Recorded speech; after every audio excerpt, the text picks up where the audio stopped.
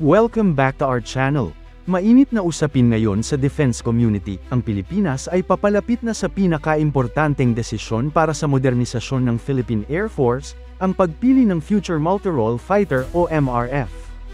At ayon mismo kay Lieutenant General Arthur Cordora, Commanding General ng Philippine Air Force, napili na ang fighter jet na magpapalakas sa ating depensa laban sa external threats. Pero alin ang napili, ang F-16 ng Amerika o ang JAS-39 Gripen ng Sweden?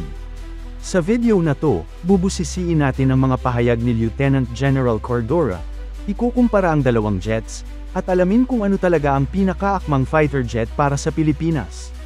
Pero bago tayo magsimula, tandaan natin na ang matatag na Pilipinas ay hindi lang nabubuo sa lakas militar, kundi sa maayos na pamahalaan, paglaban sa korupsyon, pagtanggi sa political fanaticism, at pagsugpo sa fake news. Mahalaga yan para sa tunay na seguridad at katatagan ng bansa. Ngayon, balik tayo sa usapin ng multirole fighter jets. Matagal ng target ng Philippine Air Force ang magkaroon ng modern multirole fighters na kayang tumugon sa air-to-air at air-to-ground threats, isang kakayahang kulang na kulang tayo ngayon. Kaya naman bawat detalye, bawat requirement, at bawat rekomendasyon ay pinag-isipan ng husto. Sa isang panayam kamakailan, sinabi ni Lieutenant General Cordora na ang rekomendasyon para sa Future Multirole Fighter ay naisumite na at ang contract signing ay inaasahang magaganap very soon. Isa sa mga pinakatinutukang requirement ng Philippine Air Force. Kailangan kayang mag-operate mula sa short at rugged runways. Ibig sabihin, hindi lang speed o weapon system ang tinitingnan, kundi kung gaano ka-flexible ang jet sa kondisyon ng mga airfield dito sa Pilipinas. Karamihan ng ating mga paliparan ay hindi kagaya ng mga NATO-grade na airbase. Marami dito ay masikip, maikli ang runway, at wala sa ideal na kondisyon. Sa ganitong setting, malaking advantage ang jet na kayang mag-take off at mag-land ng mabilis, kahit sa mas challenging na runway. Ang F-16 ay isang battle-tested aircraft. Kilala na ito sa buong mundo, ginagamit ng halos 25 countries, at napatunayan na sa aktwal na combat. Mga advantages: highly upgraded avionics at weapons systems. Compatible sa US military network. Mahabang range at pwedeng gumamit ng maraming klaseng missiles. Ngunit may downside din, mas mahal ang unit cost at operational cost. Mas mahaba ang runway na kailangan kumpara sa ibang jets. Mahirap itong i-maintain kung walang sapat na supply chain at ground support. JAS-39 Gripen, sub-Sweden. Ang Gripen naman ay kilala bilang isang cost-effective, low-maintenance multirole fighter na may impressive capabilities. Mga advantages: kayang mag-operate mula sa short and unprepared runways, gaya ng mga highway. Mas mura ang unit cost at operating cost. Design para sa mga bansang may limitadong resources, tulad ng Sweden at Hungary. May highly advanced electronic warfare suite. Disadvantage: mas maliit ang payload at fuel capacity kumpara sa F-16. Mas kaunti ang international users, kaya mas konti ang interoperability sa US allies. Balikan natin ang sinabi ni Lieutenant General Cordora. We need a jet that can operate from short and rugged runways. Dito pa lang, medyo nagiging malinaw na kung sino ang mas malamang na napili.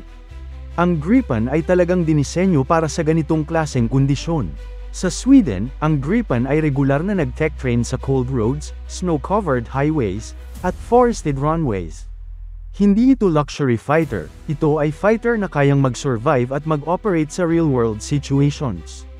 Samantalang ang F-16, oo mabilis, malakas, at may air dominance capability. Pero ito ay mas nangangailangan ng well-maintained airfields at logistics tail. Kung affordability, flexibility, at adaptability ang batayan, lumalakas ang posibilidad na JAS-39 Gripen ang pinili. At base sa tono ng pahayag ni Cordora, parang nakapili na nga sila ng jet na mas practical para sa kasalukuyang sitwasyon ng Pilipinas. Ngunit bukod sa technical specs, may isa pang aspeto na dapat nating tingnan, ang strategic alignment at long-term defense cooperation. Kung F-16 ang pipiliin, lalalim pa ang defense ties ng Pilipinas sa Estados Unidos. Magiging compatible tayo sa mas maraming regional and global allies, lalo na sa joint exercises, data sharing, at logistics support. May advantage din ang F-16 pagdating sa access sa future upgrades at real-time interoperability sa US Air Force. Sa kabilang banda, kung Gripen ang mapili, ito ay simbolo ng strategic diversification. Ang Sweden ay isang neutral power na may reputation sa pagdevelop ng reliable at independent systems. Ang pagpili sa Gripen ay nagpapakita ng intensyon ng Pilipinas na hindi lang umasa sa isang defense partner, kundi magtayo ng mas flexible at autonomous defense posture.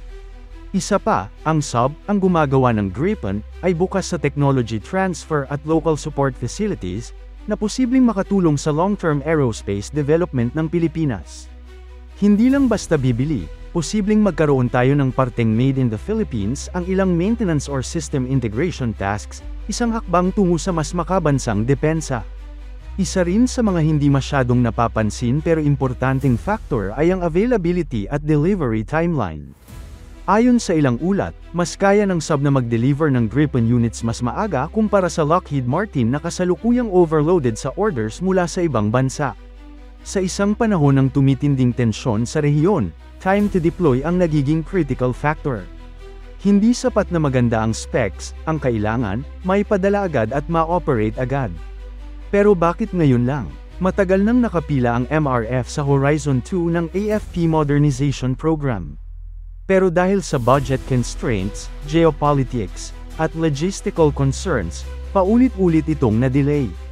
Ngayon, sa gitna ng tumitinding tensyon sa West Philippine Sea, tila naging mas urgent ang pagpili ng jet na kayang magbigay ng credible deterrence.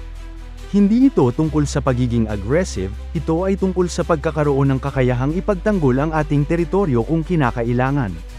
At kung totoong ang papirmahan na ang kontrata, very, very soon, then we're entering a new chapter ng Philippine Air Force history. Pagkatapos mapirmahan ang kontrata, inaasahan ang mga sumusunod na developments. Delivery ng unang batch ng jets in 3-4 years. Pilot at ground crew training abroad. Pag-upgrade ng mga airbases, lalo na ang Basa at Clark. Integration ng jet sa existing air defense network. Importante, hindi lang ito tungkol sa pagbili ng eroplano. Ito ay tungkol sa pagpapatatag ng air power ng Pilipinas for the long term. Kung ang JAS-39 Gripen nga ang napili, magiging milestone ito para sa bansa, isang jet na designed for resilience, quick reaction, at cost-effective defense. Pero kung F-16 man, then we know we're investing in a proven air superiority fighter na may decades of experience. Either way, isang malaking hakbang ito para sa Philippine Air Force. Abangan natin ang opisyal na anunsyo sa mga susunod na buwan.